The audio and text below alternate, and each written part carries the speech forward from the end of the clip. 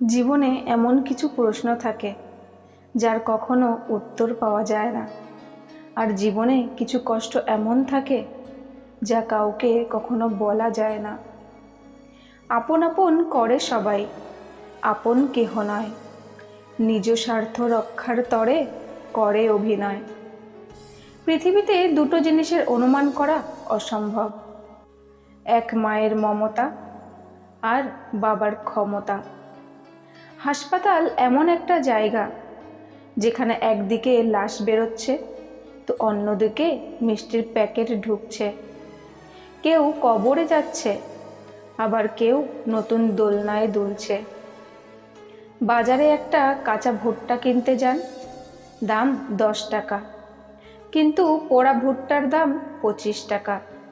ঠিক তেমনই জীবনে নিজের মূল্য বাড়াতে গেলে পড়তেই হবে।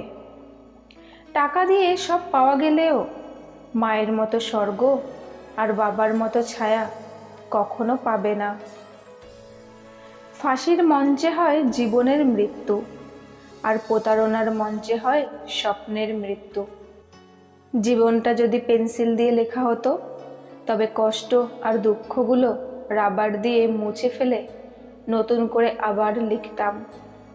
সবার জীবনেই একজন স্পেশাল মানুষ থাকে, আর সেই স্পেশাল মানুষগুলোই স্পেশাল কষ্ট দিয়ে যায়।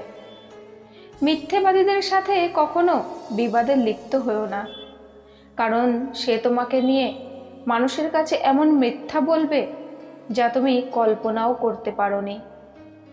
জীবনে একা থাকতে শেখা খুবই প্রয়োজন, কারণ সবচেয়ে খারাপ মুহূর্তগুলি একাই কাটাতে হয়। মন খারাপ দূরে করার সবথেকে ভালো উপায় হচ্ছে নিজেকে কাজের মধ্যে ব্যস্ত করে নেওয়া। আপনি যত নিজেকে কাজের মধ্যে ব্যস্ত রাখবেন, ততই আপনি মন খারাপ করার সময়ই পাবেন না।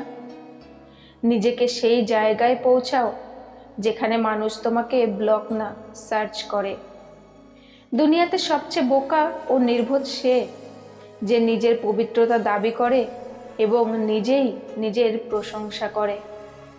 সবাই ঠিকই বলে এই দুনিয়াতে কেউ কারো নয়, কিছুটা মায়া আর বাকিটা অভিনয়। স্ত্রীকে তুই করে ডাকলে কি ক্ষতি হয় জানেন? আপনি যদি তাকে তুই করে বলেন, তাহলে সেও সাহস পাবে আপনাকে তুই করে বলার, যা কোনো ছেলের পক্ষেই সহ্য করা সম্ভব নয়।